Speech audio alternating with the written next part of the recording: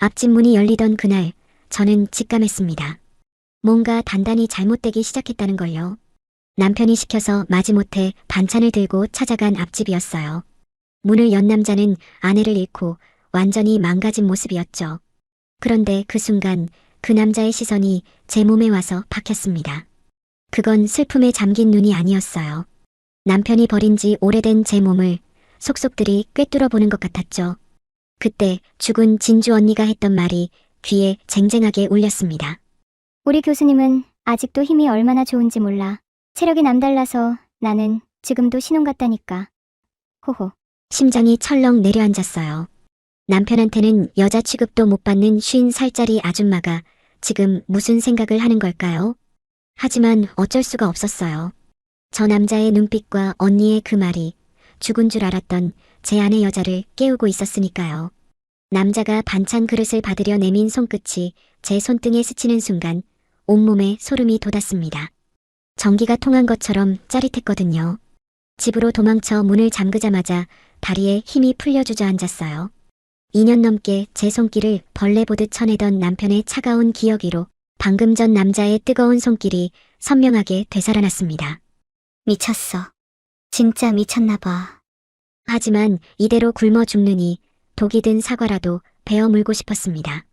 궁금해서 미칠 것 같았어요.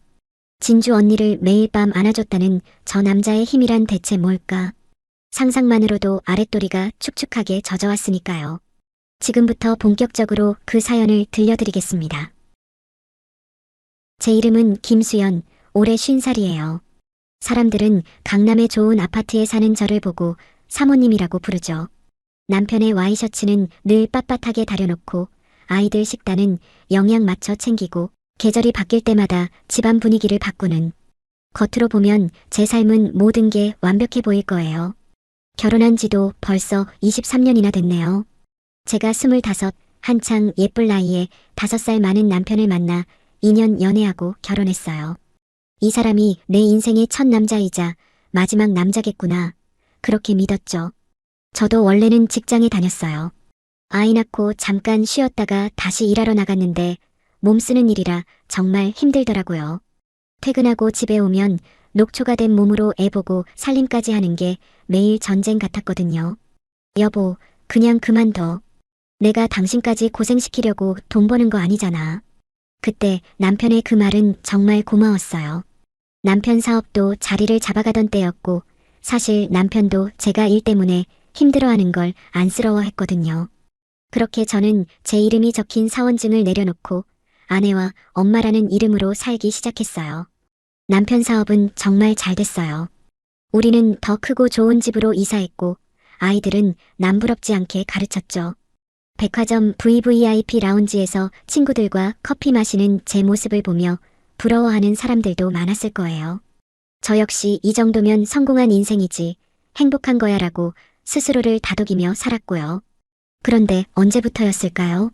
남편 사업이 잘 되면 잘 될수록 이상하게 저를 대하는 태도는 점점 더 차가워졌어요.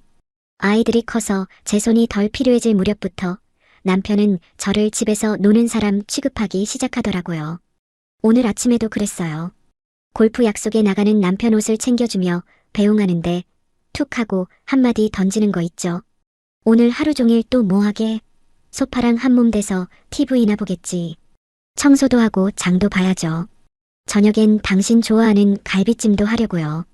제 대답에 남편은 피식 웃으며 제 머리부터 발끝까지 훑어보는데 그 눈빛에 담긴 무시를 저는 똑똑히 봤어요.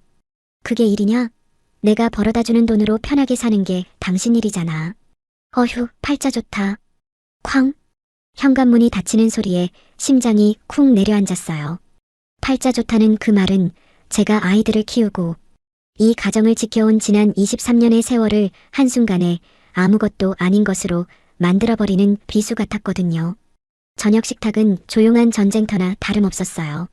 제가 정성껏 차린 음식 앞에서 남편은 늘 트집을 잡았죠. 국이 왜 이렇게 짜? 당신은 음식 솜씨가 제자리야. 애 성적표는 봤어?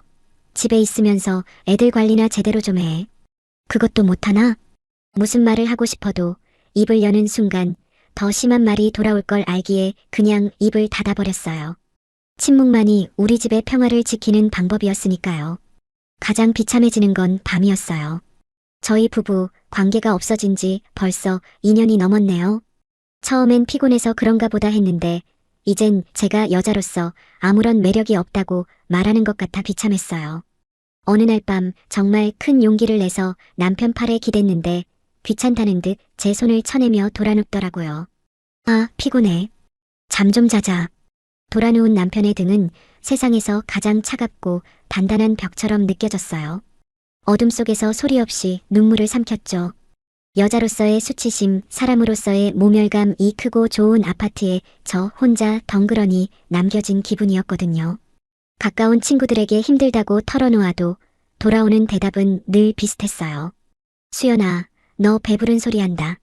남편이 바람을 피워 돈을 안 벌어와? 다들 그렇게 살아. 애들 대학 갈 때까지만 참고 살아. 친구들의 말은 위로가 되지 않았어요. 아, 다들 이렇게 사는 거구나. 남편이 돈 걱정 없이 해주는 것만으로도 감사해야 하는 거구나. 저는 그렇게 제 마음을 꾹꾹 눌러 담았죠. 예민한 시기에 아이들을 위해서, 이 편안한 가정을 지키기 위해서 저는 그냥 없는 사람처럼 지내기로 했어요. 그렇게 제 감정이 모두 마모되어 단단한 굳은 살처럼 변해버렸다고 생각하던 어느 날 오후였네요. 남편이 현관문을 열고 들어왔고 저는 늘 그랬듯 그의 가방을 받아들었죠. 그가 소파에 외투를 아무렇게나 벗어 던지는 것을 보며 말했어요. 여보, 옷은 옷걸이에 좀 걸어주세요. 그 순간 남편이 저를 향해 돌아보며 짜증 섞인 목소리로 쏘아붙이더군요. 당신은 집에 있으면서 하는 일이 뭐야? 이런 거 하나 치우는 게 그렇게 힘들어? 내가 밖에서 어떻게 일하는지 알기나 해? 그의 말은 늘 듣던 레퍼토리였지만 그날은 유독 날카롭게 심장을 파고들더라고요. 저는 아무 대꾸도 하지 않고 외투를 주워 옷걸이에 걸었고요. 남편은 혀를 차며 안방으로 들어가 버렸습니다. 텅 빈 거실에 혼자 서 있는데 문득 거실 한쪽 벽면을 차지한 장식장 유리에 비친 제 모습이 보이더라고요. 푸석한 얼굴, 아무렇게나 질끈 묶은 머리, 생기라고는 찾아볼 수 없는 눈동자. 저 사람이 정말 나라고? 25, 사랑하는 남자의 말 한마디에 세상을 다 가진 듯 웃던 그 여자는 어디로 갔을까? 아이를 낳고 힘들어도 아이의 작은 손을 잡으며 행복을 느끼던 그 엄마는 어디로 갔을까? 저는 홀린 듯 안방 화장대로 걸어가 불을 켰습니다. 거울 속에 서 있는 낯선 여자를 한참 동안 바라보았네요. 남편의 아내, 아이들의 엄마라는 이름 뒤에 숨어버린 김수연이라는 사람은 온데간데 없이 사라져 있었거든요. 지난 23년 동안 저는 가족들을 위해 제 자신을 조금씩 지워왔습니다. 그리고 이제는 정말로 텅 비어버린 껍데기만 남은 기분이었어요. 그 순간 무언가 제 안에서 툭 하고 끊어지는 소리가 들렸어요. 저는 지갑과 차키만 들고 집을 나섰죠. 어디로 가야 할지 아무런 계획도 없었습니다. 그냥 이 숨막히는 공간에서 벗어나고 싶다는 생각뿐이었거든요. 무작정 차를 몰아 고속도로에 올랐고요. 한참을 달리다 보니 동해라는 표지판이 보였습니다. 결혼 전 친구들과 정처 없이 떠났던 그 바다였거든요. 몇 시간을 달려 도착한 바다는 여전히 그 자리에 있더라고요. 차에서 내려 모래사장을 걸었어요. 차가운 바닷바람이 제 뺨을 스쳤지만 이상하게 춥지 않았습니다. 오히려 제 안에 엉켜있던 답답함이 조금은 씻겨나가는 기분이었고요. 저는 그곳에 한참을 서서 아무 말 없이 수평선만 바라보았네요. 주머니 속 휴대폰이 쉴 새 없이 울렸지만 받지 않았어요. 정말 처음이었죠. 가족의 저녁 식사를 걱정하지 않은 것도, 남편의 연락을 받지 않은 것도, 오롯이 저 자신만을 위한 시간을 보낸 것은 정말 23년 만에 처음이었거든요. 어둠이 내린 후에야 저는 다시 서울로 차를 돌렸어요. 집에 돌아왔을 때 남편은 소파에 앉아 저를 기다리고 있더라고요. 그의 얼굴에는 분노가 가득했고요. 어디 갔다 이제 와. 전화는 왜 안 받아? 늘 같았으면 저는 미안해요라고 말하며 고개를 숙였을 겁니다. 하지만 그날의 저는 달랐어요. 저는 지치고 초라했지만 예전처럼 움츠러들지는 않았거든요. 남편의 눈을 똑바로 쳐다보며 아주 조용하지만 단호하게 말했습니다. 바람 좀 쐬고 왔어요. 제 대답에 남편은 할 말을 잃은 듯 저를 바라보더군요. 제 인생에 아주 작은 균열이 생긴 순간이었죠. 그날 이후 저는 자연스럽게 앞집 현관문을 두드리게 되더군요. 그 남자 강철 씨와 마주 앉아 나누는 커피 한 잔, 그리고 정말 별것 아닌 시시콜콜한 이야기들. 남편에게는 무시당하기 일쑤였던 제 평범한 일상이 그 사람 앞에서는 귀 기울여 들어야 할 소중한 이야기가 되었거든요. 그렇게 함께 보내는 시간이 잦아질수록 그 시간은 제게 유일한 숨통이자 위안이 되어 주었네요. 꽁꽁 얼어붙은 제 마음을 녹여주는 단 하나의 온기, 그 소중한 시간을 기다리며 저는 겨우 하루를 버텨냈으니까요.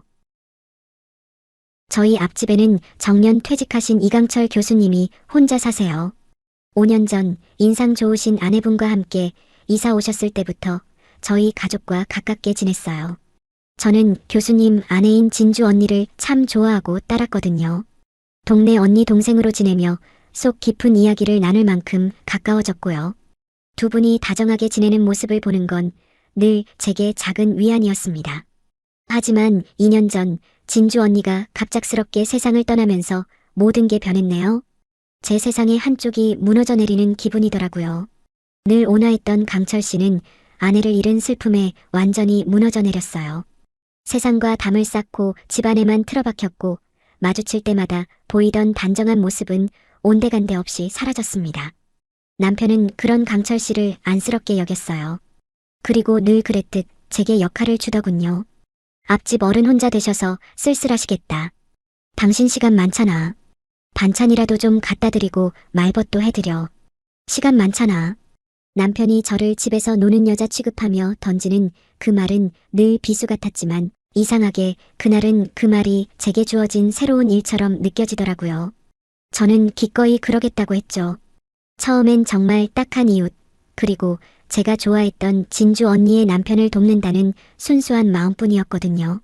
그의 집 현관문을 여는 횟수가 늘어날수록 제 마음속에 이상한 감정이 피어오르기 시작했어요. 그 집은 진주 언니의 시간이 멈춰버린 공간이었죠.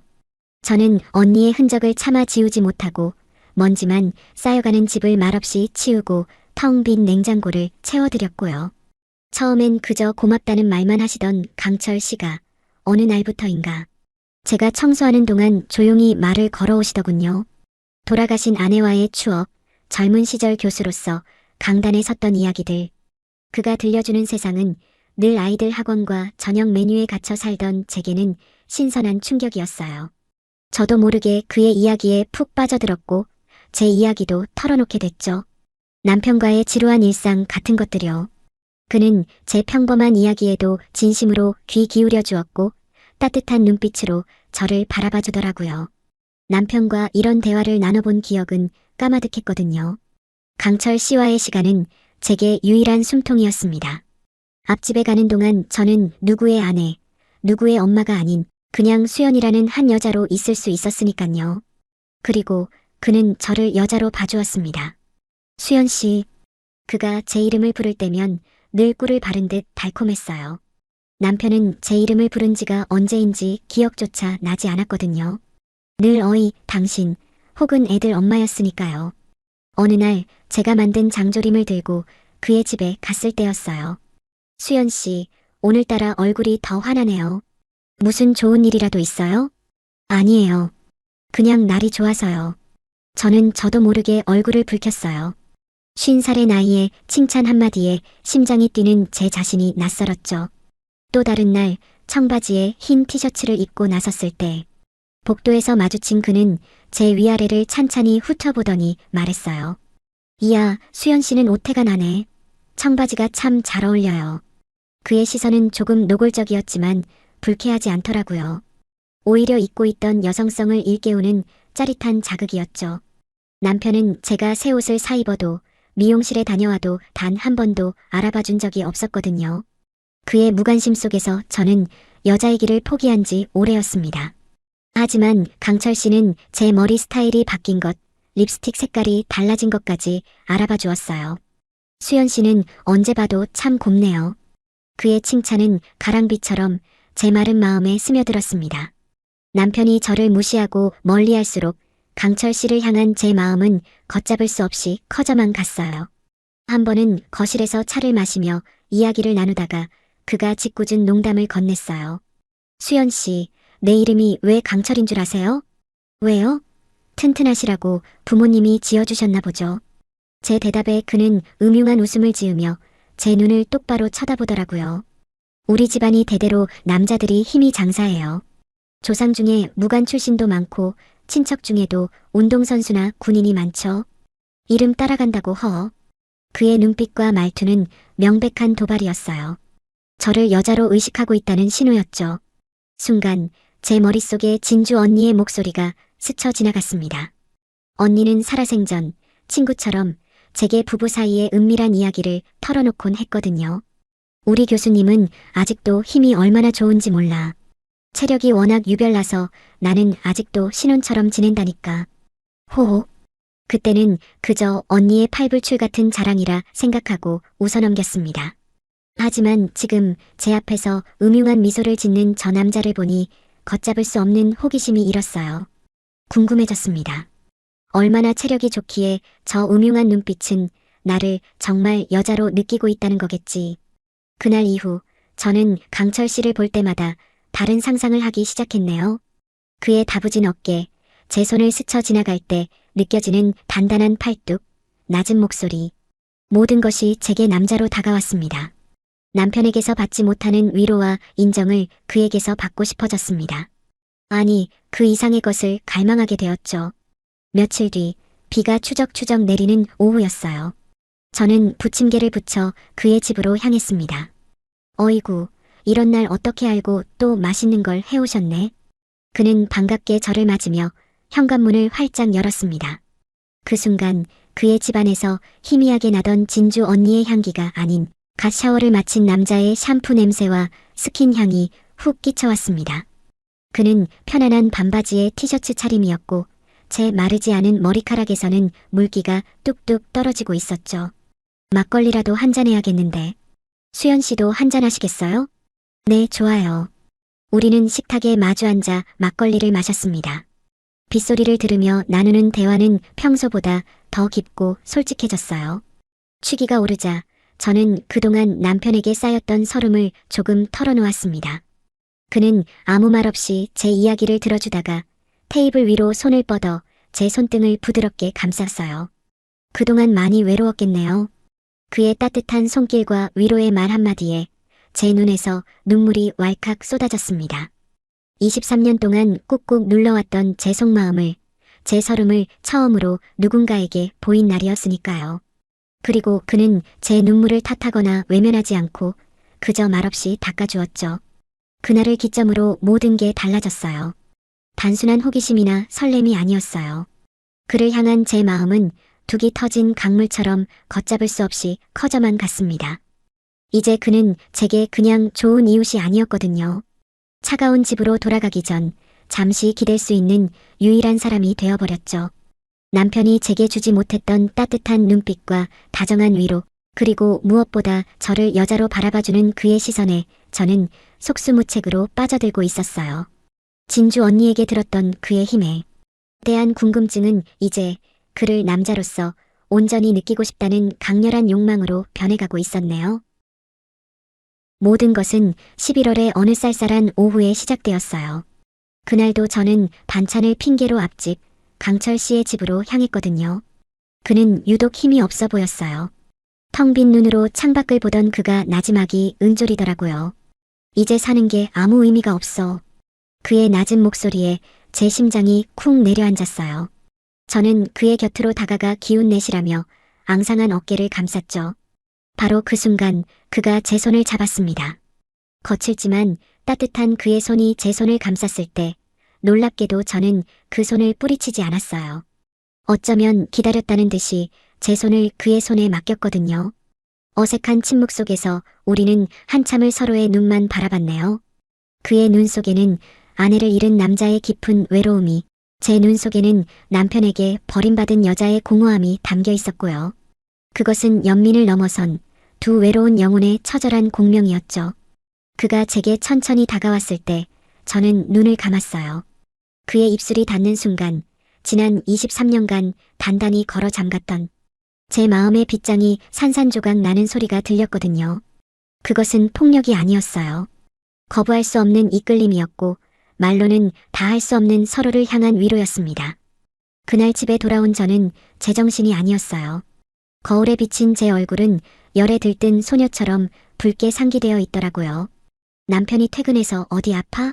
라고 물었을 때 저는 차마 그의 얼굴을 볼 수가 없었거든요.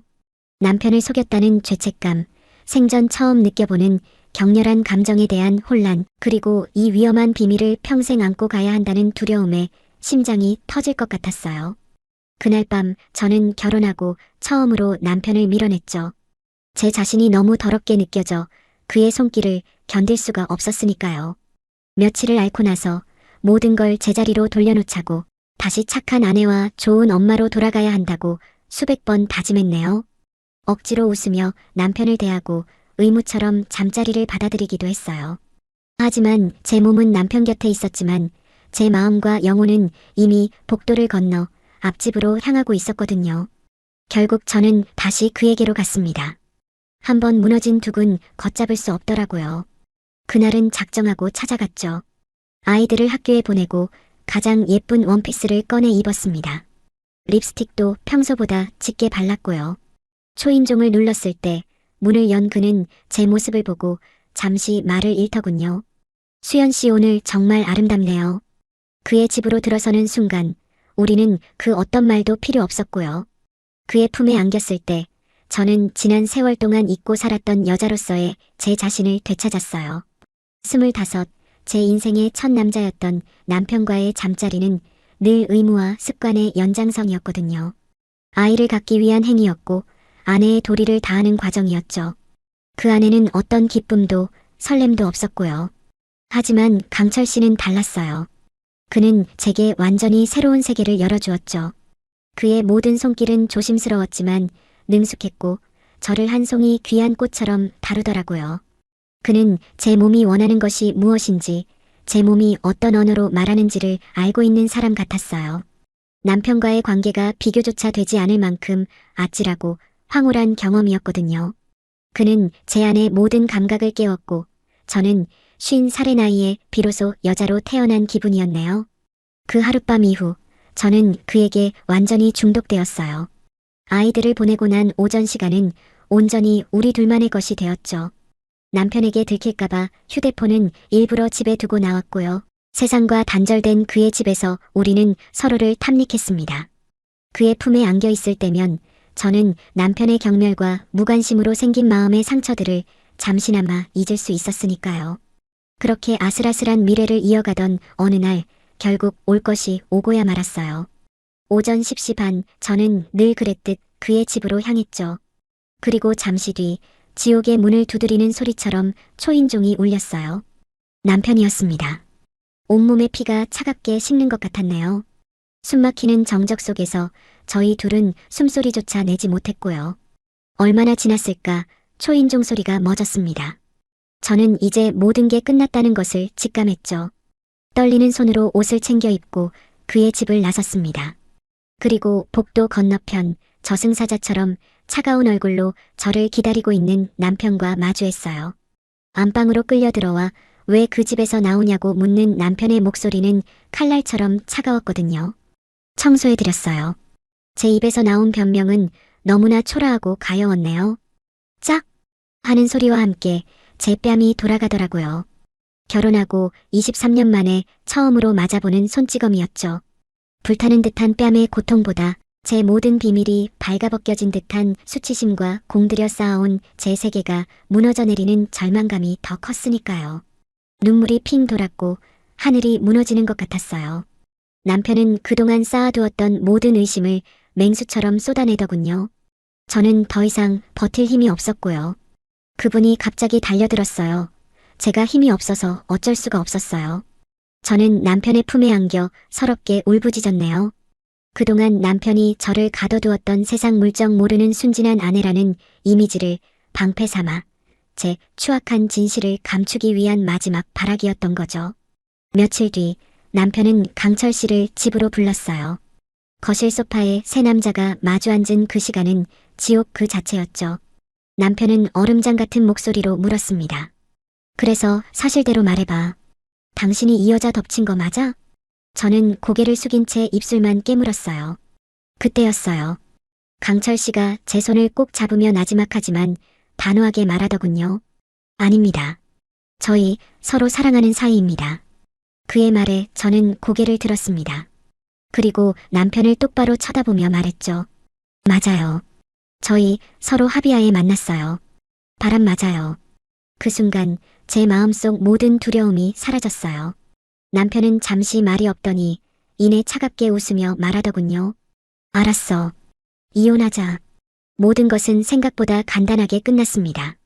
남편은 생각보다 많은 돈을 재산분할로 주었고 아이들과 친척들에게는 성격 차이로 헤어지게 되었다고 좋게 마무리를 해주었어요. 아마도 자신의 사회적 체면 때문이었겠죠. 23년의 결혼 생활은 그렇게 허무하게 막을 내렸네요. 후회는 없었어요. 어차피 그 결혼 생활을 유지했더라도 불행한 건 저였을 테니 말이죠. 이후 저는 나가서 살 집을 알아보기 위해 한창 부동산을 알아보러 다니고 있었어요. 그때 강철 씨에게서 연락이 왔죠. 수연 씨, 지금 어디예요? 저요? 집 알아보러 다니고 있어요. 수연 씨, 저랑 같이 떠나는 건 어때요? 여기서 멀리 떨어진 곳으로 가서 우리 함께 사는 거요. 저는 순간 숨을 멈췄습니다. 어쩌면 그 말을 노심초사 기다리고 있었는지도 몰라요. 강철 씨 진심이세요? 그럼요. 저는 이제 수연 씨 없으면 못 살아요.